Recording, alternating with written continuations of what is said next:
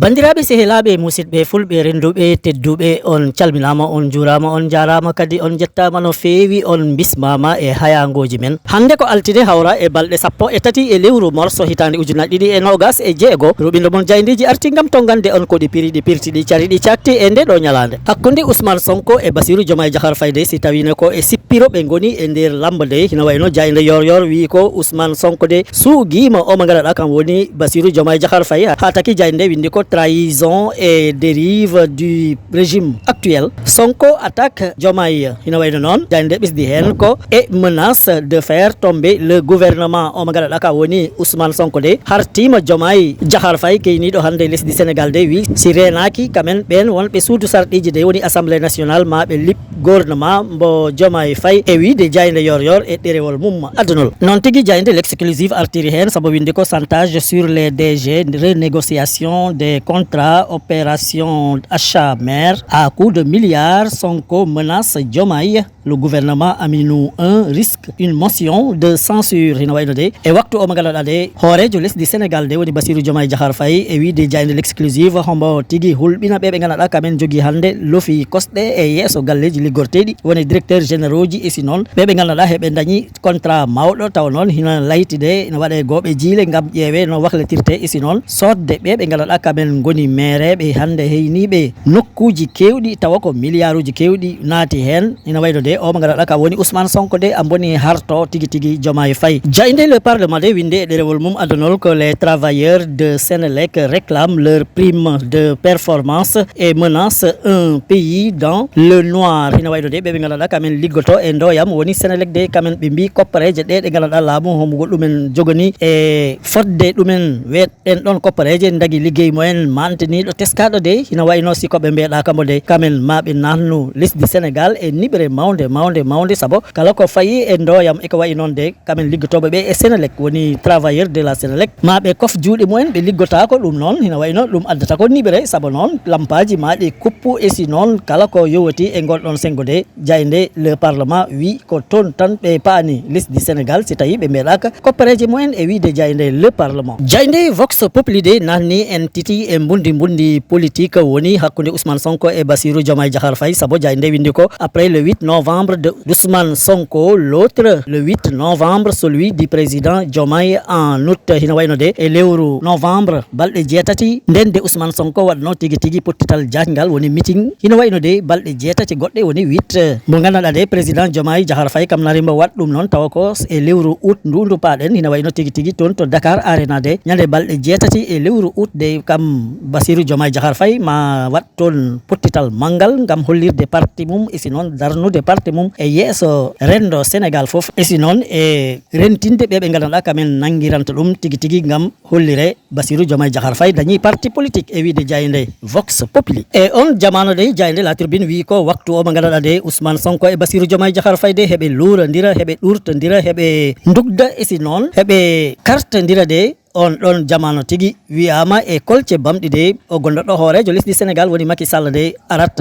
ɗo e nder Dakaru e si noon ma yettoyo wuro lamorgo lesdi Sénégal non tigui jayde La Tribune windi ɗum revirement de situation Diomaye et Sonko en pleine crise Macky annoncé au palais hina wayno tigui de jayde nde ɓesdi hen ko Diomaye avait exprimé ses réserves quant à la candidature de son prédécesseur au poste de secrétaire général de l'ONU hina wayno de e jamanuji de Diomaye Faye jaɓano yekkit konngol faana e ɗum ko ganduɗa kam ɗo woni ko Macky Sall foɗodirte woni jappere goomu gendiji woni organisation des nations unies nden kam Bassirou Diomaye Faye ko deƴƴinoɗo hen tan layano hen hande noon jayde La Tribune wi ko il avait évoqué notamment un manque de concertation et de pression diplomatique exercée en amont hina wayno noon wi kam on Bassirou Diomaye Diakhar Faye e nder jayde La Tribune wi kam tintinanoko e si noon laydanoko hen ha taki noon jayde nde wi ko une visite en plein conflit avec Sonko farouche marche sous la gouvernance de Macky hina wayno de jayde arti tigi e ko ngalaɗa ko kam ɗum woni Macky Sall garowo ɗo e nder Sénégal tawa noon on waktude hakkunde Ousmane Sonko e Bassirou Diomaye Diakhar Faye de ɓe beldani e wiide jayde La Tribune. Jayde enquête wi ko en profondeur hivernage et gestion des inondations hina wayno tigi e nder lesdi heede ko fayi e ndungu e sinon kala ko woni ndiyam tuɗaɗam de ɗum addi fayre e nder tigi lesdi Sénégal ha taki jayde de lamdi où est le gouvernement des préparations hina wayno de jayde lamda ko hono tan tigi laamu ngu heɓoranta oɗon ndungu mbo paɗen tawa noon tigi caɗele heɗe nari aran ɓiɓɓe Sénégal hoɗɓe nder lesdi he. Jayde de ɓisdi hen en cet hivernage les populations de Keur Massar, Touba, Thiès,